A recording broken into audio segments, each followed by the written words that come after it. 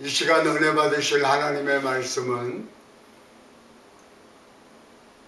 시편 91편 9절로 15절 말씀을 통해서 내 구주 예수를 더욱 사랑이라고 하는 제목으로 함께 은혜를 나누기를 원합니다. 내가 말씀하기를 야훼는 나의 피난처시라고 시존전을 너의 거처로 삼았으므로 화가 내게 비치지 못하며 재앙이 내 장막에 가까이 오지 못하리. 그가 너를 위하여 그의 천사를 병하사 내 모든 길에서 너를 지키게 하심이라. 그들이 그들의 손으로 너를 붙들어 발이 돌에 부딪히지 아니하게 하리로다. 내가 사자와 독사를 밟으며 젊은 사자와 뱀을 발로 누르리라. 하나님이 이르시되 그가 나를 사랑한즉 내가 그를 건지리라. 그가 내 이름을 안즉 내가 그를 높이리라. 그가 내게 간구하리니 내가 그에게 응답하리라. 그들이 환난 당할 때에 내가 그와 함께하여 그를 건지고 영화롭게 하리라. 아멘. 아멘. 인류 역사 이래로 모든 사람들이 가장 많이 관심을 갖고 있는 중에 하나가 어떻게 하면 건강하며 오래 사느냐 하는 것입니다. 한의학 박사인 박진호 원장님께서 현재 103세가 되신 김영석 교수님의 건강의 비결을 연구해서 한의학 박사가 본 김영석 교수의 백제 건강이라고 하는 책을 내셨습니다. 이 박 원장님은 2014년에 김영석 교수님 왼쪽 무릎 통증을 치료해 주신 것이 계기가 되어서 지금까지 좋은 관계를 맺고 계십니다. 이 책의 첫 부분의 내용이 독수리가 먹이를 움켜쥐듯 희망을 붙잡으십시오 하는 내용입니다. 꿈과 희망이 삶을 성실하게 만들고 인생의 즐거움을 가져다 준다고 하는 그러한 내용입니다. 김영석 교수님은 최선의 건강은 최고의 수양과 인격의 산물이라고 이 책에서 말하고 있습니다. 이 모든 것이 하나님을 믿는 절대긍정의 신앙에서 나온 것입니다. 원래 김영석 교수님은 신학을 하려고 했습니다. 죄종이 되려고 하다가 좀 더 폭넓게 사람들을 섬기는 일을 해야 되겠다라고 해서 철학을 전공하게 된 것입니다. 그래서 김영석 교수님이 철학과 교수셨지만은 교회의 수양회와 같은 그런 걸 많이 인도하고 성경 말씀 많이 전하고 6.25 때 부산에 피난 내려가셔서 광안리에 교회를 세우고 30여 명과 함께 말씀을 전하며 교회의 기초를 놓았습니다. 그 교회에 그 교수님의 작은아버님이 30년 동안 통합 측 목사님으로서 교회를 섬기시고 은퇴하셨는데 광안리 지역에 가면 가장 큰 향로교회로 자리를 잡고 있습니다. 그래서 김영석 교수님의 모든 철학 강연과 하시는 말씀의 내용은 기독교 신앙에서 나온 것입니다. 절대긍정 절대감사의 신앙으로 우리가 무장하면 우리에게도 놀라운 은혜와 축복이 다가오게 되는 것입니다. 첫째로 유일한 피난처 되시는 하나님. 오늘 성경은 먼저 우리의 유일한 피난처가 되시는 하나님에 대해서 말씀합니다. 시편 91편 9절에 내가 말하기를 야훼는 나의 피난처시라 하고 지존자를 너희 거처로 삼았으므로 말씀합니다. 환난과 풍파가 많은 세상 가운데 우리가 피할 유일한 피난처는 오직 우리 주님의 품 한 곳밖에 없습니다. 이 세상 어디에도 우리의 피난처가 없습니다. 아무리 우리가 좋은 집에 살아도 그것이 우리의 피난처가 아닙니다. 아무리 우리가 권력을 가지고 높은 자리에 있다고 할지라도 그것이 우리의 피난처가 아닙니다. 우리의 피난처는 오직 우리 주 하나님의 품인 것입니다. 주님의 십자가 아래인 것입니다. 주님만이 우리의 피난처가 되시고 우리를 지키시기는 보호자가 되시고 요새가 되시고 반석이 되십니다. 시편 71편 3절입니다. 주는 내가 항상 피하여 숨을 바위가 되소서. 주께서 나를 구원하라 명령하셨으니 이는 주께서 나의 반석이시요 나의 요새심이니이다. 주님이 나의 반석이 되시고 나의 요새가 되십니다. 시편 91편 2절입니다. 나는 야훼를 향하여 말하기를 그는 나의 피난처요 나의 요새요 내가 의뢰하는 하나님이라 하리니. 그렇습니다. 주님이 나의 피난처가 되시고 나의 요새가 되시고 내가 믿고 의지하는 하나님이 되시는 것입니다. 짧게 지나는 인생길에서 오직 주님만 믿고 의지하고 나가면 주님께서 우리를 모든 환난에서 지키시고 보호하여 주시고 주님께서 예비하신 놀라운 은혜와 축복의 자리에 우리를 인도해 주실 것입니다. 시편 91편 10절 11절은 말씀합니다. 화가 내게 미치지 못하며 재앙이 내 장막에 가까이 하지 못하리니 그가 너를 위하여 그의 천사들을 명령하사 내 모든 길에서들을 지키게 하심이라. 아멘. 주님이 우리를 지켜주십니다. 코로나 바이러스가 이렇게 온 세계 사람을 불안과 공포 속에 몰아넣었고 큰 고통을 갖다 주었지만 지금처럼 철저하게 방역 지침을 잘 지키고 코로나 백신과 치료제가 다 보급이 되면 종식이 될 것입니다. 우리는 승리할 것입니다.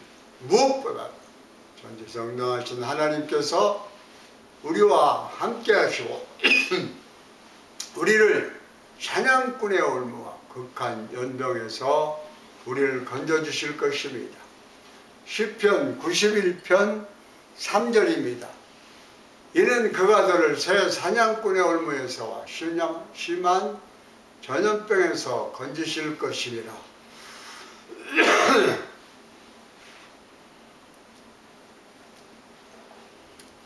하나님을 거역하는 수많은 사람들이 넘어지지만은 주님을 섬기는 사람들은 주님의 백성들은 주님께서 지키시고 보호하시고 함께해 주시는 것입니다.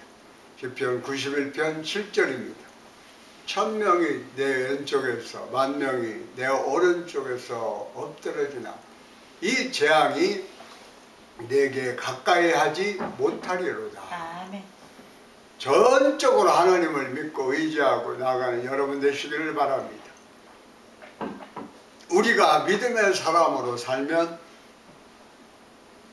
주님이 우리를 책임져 주십니다. 환경을 바라보지 말고 사람을 바라보지 말고 내 자신을 바라보지 말고 문제 해결자 되시는 주님만 바라보고 나아가는 여러분 되시기를 주의 이름으로 축원합니다. 둘째로 유일한 사랑의 대상이 되시는 하나님. 주님보다 더 사랑하는 것이 다 우상입니다. 말하자면 물질을 사랑하는 물질이 우상이고 명예를 사랑하는 명예가 우상이고 나를 더 사랑하는 내 자신이 우상이 되는 거예요.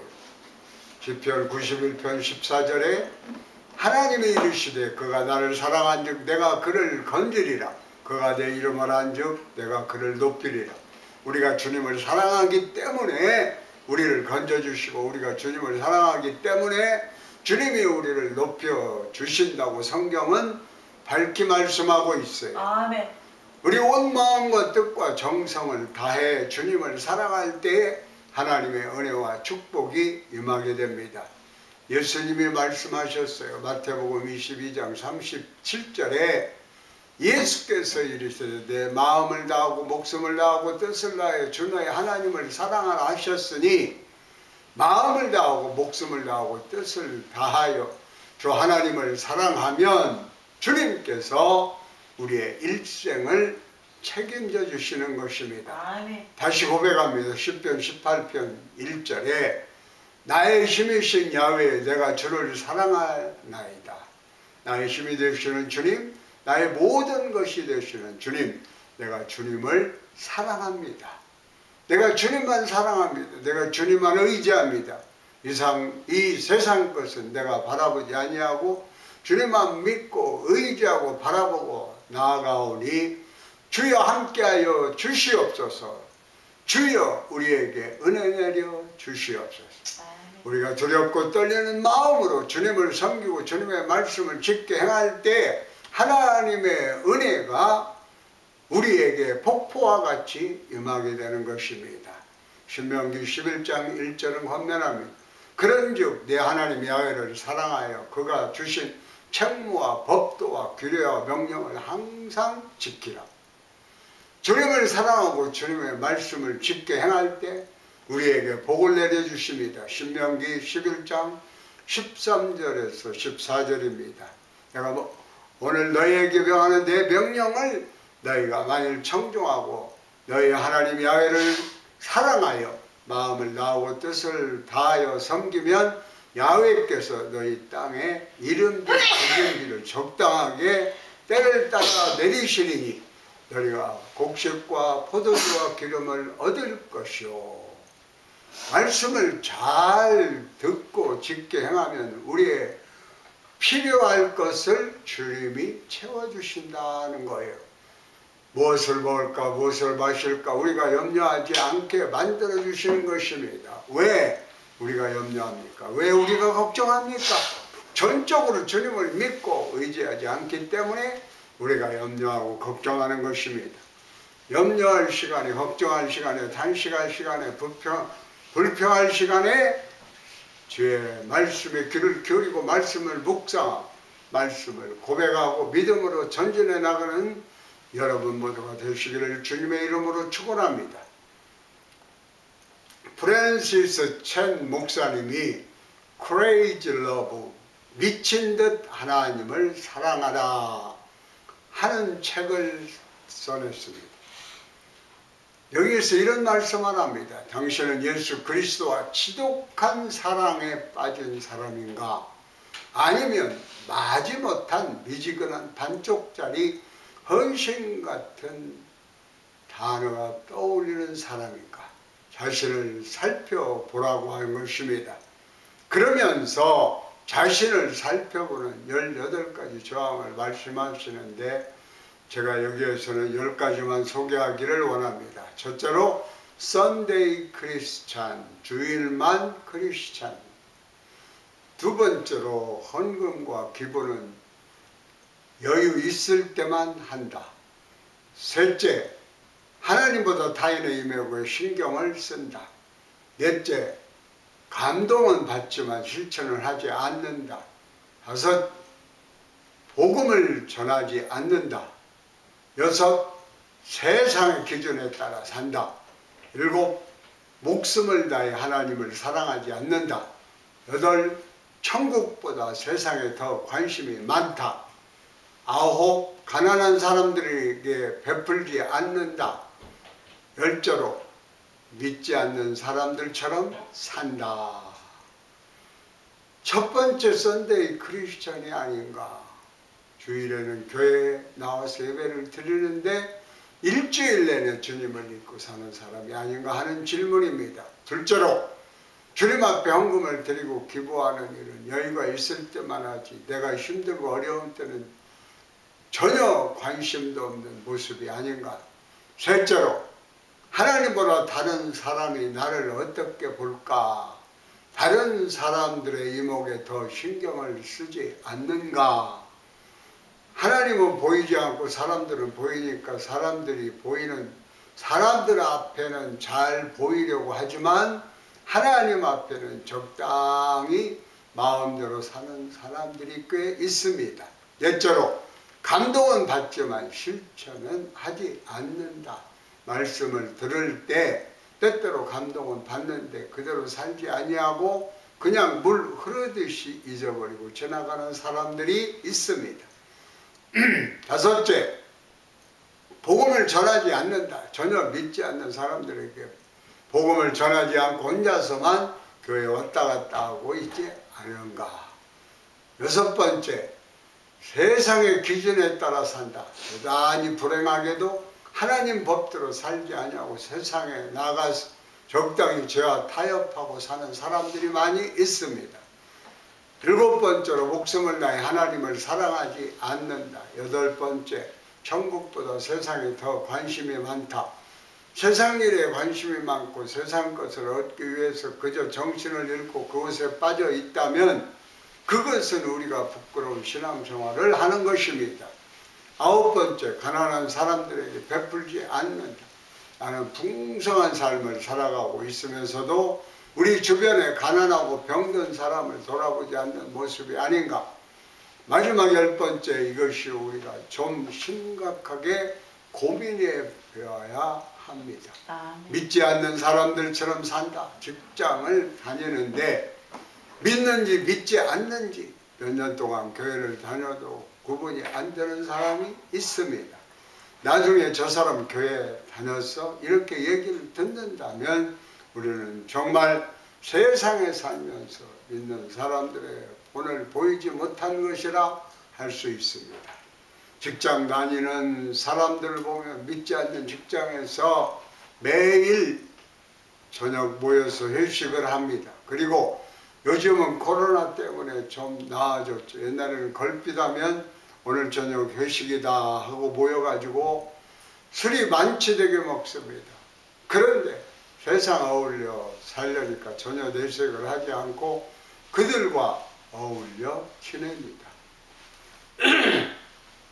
몇 년을 교회 다녀도 아무도 모르는 경우가 있습니다. 이 모든 것을 내어버릴 수 있는 해결책은 예수님과 깊은 사랑에 빠지는 것이라고 말씀했습니다. 하나님을 사랑하면 저를 지울 수 없다. 따라서 하나님의 명령을 지키지 못할까 봐 걱정할 필요가 전혀 없다. 하나님은 우리를 변화시키길 원하십니다. 그것을 얼마나 절실히 원하셨던지 우리가 변할 수 있도록 목숨까지 내어놓으셨다. 그리스도께서 시선을 고정하면 시선을 고정하면 그리스도와 이웃을 사랑하는 일이 점점 자연스러워집니다. 그리스도를 쫓으면 참된 만족이 찾아옵니다. 불안해하며 거짓 만족이 있을 곳을 기억거린다면 그것은 그리스도께로 나아가는 것을 멈추는 탓이다. 예수 그리스도를 우리의 구제주 되시는 예수 그리스도를 마음과 뜻과 정성을 다해 사랑하는 여러분 되시기를 바랍니다. 아멘. 우리 하나님을 온 마음을 다해 사랑하는 여러분 되시기를 주의 이름으로 축원합니다. 셋째로 우리의 간구에 응답하시는 하나님. 주님을 뜨겁게 사랑하며 우리는 주님 앞에 늘 부르짖어 기도하는 주님의 백성이 되어야 합니다. 주님은 우리의 간구에 귀를 기울이시고 응답하시는 하나님이 되십니다. 19절, 15절, 19편 15절 말씀입니다. 그가 내게 간구하리니 내가 그에게 응답하리라. 그들이 환난 당할 때에 내가 그와 함께하여 그를 건지고 영화롭게 하리라. 기도는 하나님께서 우리에게 주신 놀라운 축복의 선물인 것입니다. 하나님의 축복을 받은 영적인 통로입니다.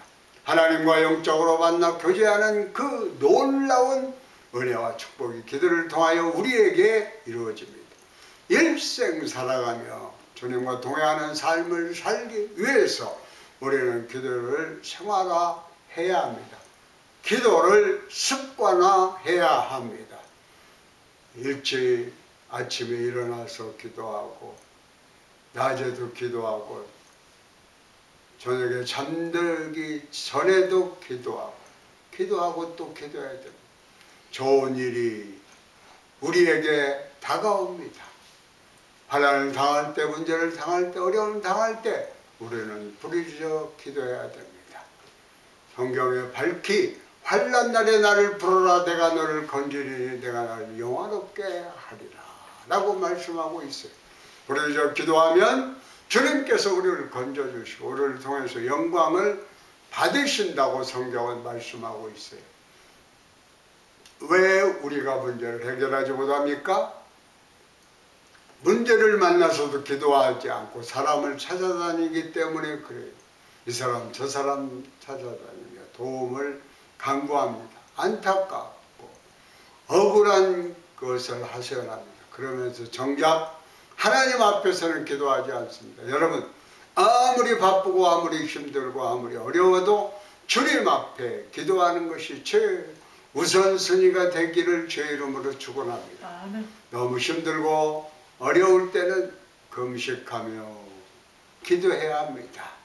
주님 내가 시금을 전폐하고 기도하오니 나를 불쌍히 보시고 긍휼히 보시고 나의 기도를 들어 응답하여 주시옵소서.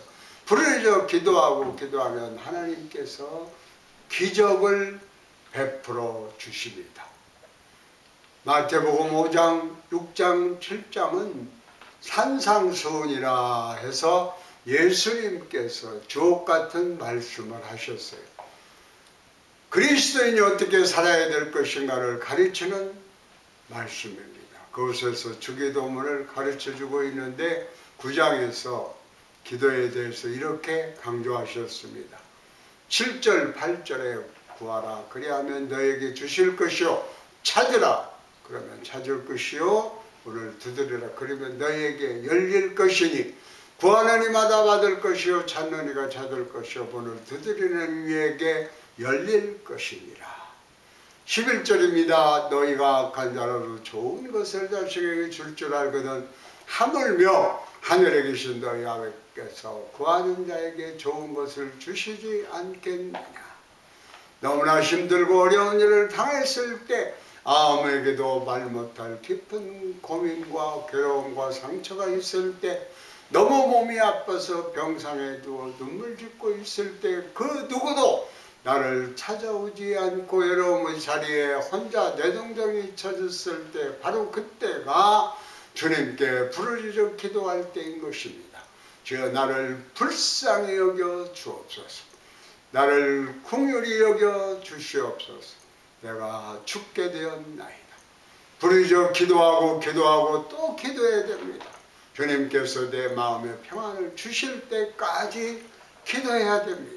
기도를 멈춰서는 안 돼요. 주님의 응답이 올 때까지 계속 기도해야 되는 것입니다. 간절히 부르짖으면 우리를 말할 수 없는 그 기쁜 수렁에서 건져주시고 마음의 평안함을 넘치게 부어주시는 것입니다. 아멘. 시편 40편 1절로 2절입니다. 내가 야훼를 기다렸더니 귀를 기울이사 나의 부르짖음을 들으셨도다. 나를 기가 막힐 웅덩이와 수렁에서 끌어올리시고 내 발을 반석 위에 드사 내 걸음을 견고하게 하셨도다. 절대로 낙심하지 말고 원망 불평하지 말고 남탓하지 말고 주님께 엎드려 기도하고 또 기도하시기 바랍니다. 불안해하고 염려, 근심, 걱정한다고 달라질 것이 무엇이 있습니까? 그냥 마음에 근심만 더해지고 스트레스 때문에 잠도 못 자고 무엇을 먹어도 소화도 안 되는 거예요. 그래서 시편 42편 5절에 내 영혼아 내가 어찌하여 낙심하며 어찌하여 내 속에서 불안해하는가. 너는 하나님께 소망을 두고 그가 나타나 도우심으로 말미암아 내가 여전히 찬송하리로다. 주님을 전폭적으로 의지하고 기도하는 여러분 되시기를 바랍니다. 아멘. 감사와 찬양을 드리는 여러분 되시기를 바랍니다. 아멘. 반드시 좋은 일이 일어나게 되는 아멘. 것입니다. 시편 91편 16절입니다. 그가 나를 장수하게 함으로 그를 만족하게 하며 나의 구원을 그에게 보이리라. 시편 50편 23절입니다. 감사로 제사를 드리는 자가 나를 영화롭게 하나니 그의 행위를 옳게 하는 자에게 내가 하나님의 구원을 보이리라. 여러분 늘 주님 앞에 기도하는데 힘쓰는 여러분 되시기를 바랍니다. 팬데믹으로 정말 힘들고 어려운 시간을 지나가면서도 우리가 다른 것은 소홀히 할 수 있어도 기도하는 것은 우리가 소홀히 하지 않게 되기를 바랍니다. 그동안 너무 바삐 살다 보니까 기도가 소홀해졌습니다. 간절한 기도가 우리에게서 사라졌습니다. 예전처럼 부르짖어 기도하지 아니하고 예전처럼 금식하며 기도하지 아니하고 그저 매일매일 내게 닥치는 문제와 어려움 때문에 근심하며 걱정하며 살았던 우리들의 모습입니다. 지금이야말로 기도가 회복되어야 될 때입니다. 여러분 주님 앞에 부르짖어 기도하시기 바랍니다. 금식하며 기도하시기 바랍니다. 때로는 시간을 내서 기도원에 올라가서 기도원에 들어가 주여 나를 불쌍히 여겨 주시옵소서. 나를 살려주시옵소서. 부르짖어 기도하고 또 기도하면 반드시 좋은 일이 일어날 것입니다. 기도하면서 주님 앞에 여러분의 사명을 깨달아 알고 맡겨진 사명에 여러분 그 사명의 완수를 위하여 최선을 다하여 살아가는 여러분 모두가 되시기를 바랍니다. 탤런트 이광기 집사님이 책을 썼는데 제목이 내가 흘린 눈물은 꽃이 되었다입니다. 자기 하나밖에 없는 외동아들이 갑자기 세상을 떠난 후에 이야기를 기록한 것인데요. 2009년 11년 6일에 7살이 된 외동아들 석규가 몸이 열이 나고 구토를 하여서 동네 병원에 갔는데 큰 병원으로 가세요. 그래서 큰 병원에 가서 진찰을 하려고 하는데 갑자기 상태가 안 좋아져 가지고 하루 만에 그만 심정지가 돼서 세상을 떠났습니다. 어떻게 손도 못 써보고 아들이 세상을 떠났어요. 신종플루가 다가와서 그 아이가 하루 만에 세상을 떠나신 겁니다. 이광기 집사님은 너무나도 충격을 받아서 병원 복도에 앉아서 엉엉 울었습니다. 생각해 보세요. 눈에 넣어도 아프지 않은 저 아들이 제대로 치료도 못 받아 하루 만에 덜컥 세상을 떠나니까 그 고통, 아픈 충격은 말로 다 표현할 수가 없었을 것입니다. 신종불호인 것을 알아서 타미플루만 딱 먹었어도 그냥 그렇게 허무하게 가지 않았을 터인데 스튜디오가 가서 앞으로 우리 아들 이제 활동을 사진 하나 남겨놔야 되겠다 하고 찍어놓은 사진이 영정사진이 될 줄을 어떻게 알았겠습니까? 저 환하게 웃는 사진, 이것이 바로 마지막 세상 떠나기 직전에 찍은 사진입니다. 망연자실했어요. 날마다 부부가 옵니다. 누나가 있는데 동생이 자기가 세상을 떠나고 부모님이 너무 슬피 우니까 이 아이 숙모가 와서 너 절대 엄마 앞에서 울면 안 돼. 엄마 아빠 너무 마음이 아프시 하니까 울지 보라고 방에 들어가서 혼자 이불을 뒤집어 쓰고 울고 나와서 태어나게 있고 정말 하루하루가 너무나 힘든 시간을 보냈어요. 그런데 아들 사망보험금이 왔습니다. 이 통지서를 받아보고 나서 떠올랐어요. 이 돈을 어떻게 할까? 그때 월드비전 NGO에 활동하고 계시는 정혜리 권사님이 거기다 기부하면 좋겠다 해서 그 사망보험 전액을 월드비전에 기증을 하고 그 다음부터 이 월드비전의 사역에 관심을 갖게 되었어요. 마침 그때 그 다음에 1월 달에 헤이티에서 대지진이 일어났습니다. 지진 규모가 7.0, 31만 6천 명이 죽고 150만 명이 다친 그러한 큰 재난이었습니다. 여기에 자원봉사자로 갑니다. 자기 아들이 죽은 지 석 달도 안 됐는데 그곳에 가서 아이들을 돌보기 시작합니다. 사랑하는 아들을 잃었지만 거기에 가보니까 부모를 잃은 아이들이 너무나 많고 고아들이 너무나 많고 길거리에서 배고프다고 울고 있는 아이들이 너무나 많아서 하나하나 꼭꼭 안아주고 그들과 함께 울어주고 먹을 것 먹여주면서 그 버려진 아이들을 돌보며 석규를 이런 슬픔을 이뤄받기 시작을 했습니다. 그래서 그 헤이티에 가서 봉사한 것이 계기가 되어서 매년 모금을 해서 그곳에 가서 그들을 돌보는데 그 다음 해에 가서도 저들이 무너진 학교를 크게 지어주고 그리고 매년 가서 저들을 사랑으로 섬기고 보살펴주고 있습니다. 너무나 사랑하는 아들 하나를 잃었지만은 헤이티에 건너가 수많은 아이들을 살려내고 예수님의 사랑을 전함으로 수많은 아이들의 아빠가 된 것입니다. 저들이 입은 티셔츠는 자기 아들이 그린 그림 사진이 찍혀 있고 그런데 참 하나님의 은혜에 감사한 것은요, 헤이티에 가서 봉사하는데 3년 후에 기적적으로 아내가 아이를 갖게 됩니다. 이 아이가 태어날 때도 어머니가 하혈을 얼마나 했는지 피가 멈추지 않아가지고 어머니까지 같이 죽지 않은가 했는데 다행히 피가 멈추고 아이가 태어났어요. 그래서 지금 온 가족이 정말 하나님의 대사로서 이렇게 절망에 처한 사람들, 버려진 아이들을 섬기는 일에 힘쓰고 있습니다. 하나님은 살아계십니다. 말로만 사랑한다고 하지 말고 사랑을 실천해야 합니다. 여러분, 우리가 얼마나 어떻게 구원받아서 여기까지 왔습니까?